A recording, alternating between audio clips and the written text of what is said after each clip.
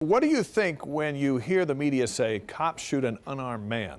Debbie Janovic talked to an officer who knows from experience how an unarmed man can become armed and shoot an officer.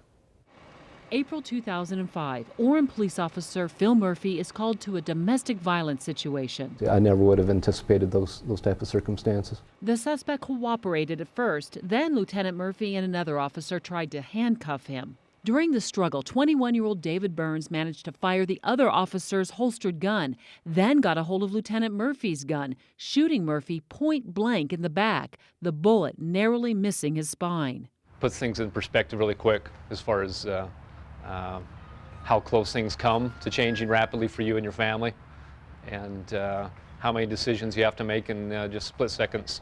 10 years later, Murphy remembers the split-second decisions he made that evening, like using pepper spray instead of his gun to try to stop Burns. Literally filled his face with pepper spray and didn't even faze him. Burns is still in prison for that shooting. Murphy recently retired after 29 and a half years as a police officer. Lieutenant, as an officer who was shot in the line of duty, what is your perception of what is happening now when it comes to the public outcry about officer-involved shootings?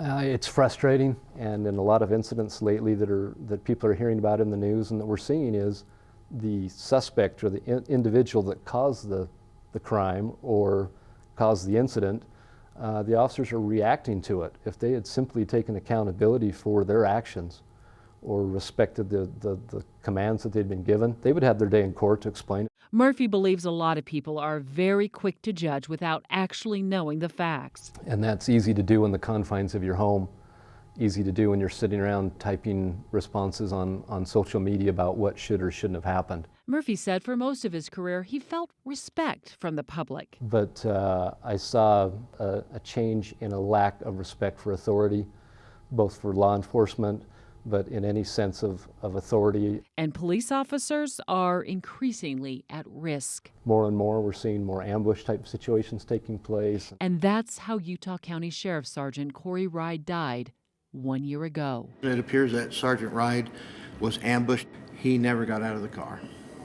He never had the chance to get out of the car. Neither did those two officers in New York City shot to death 5 days before Christmas. Besides putting their lives on the line, officers also worry about their families. I've had people kick me, bite me, throw urine on me, threaten to kill me, members of my family. But without hesitation, he says he would do it all again. And honor the profession that we took the oath to defend people's rights. Debbie Janovic reporting.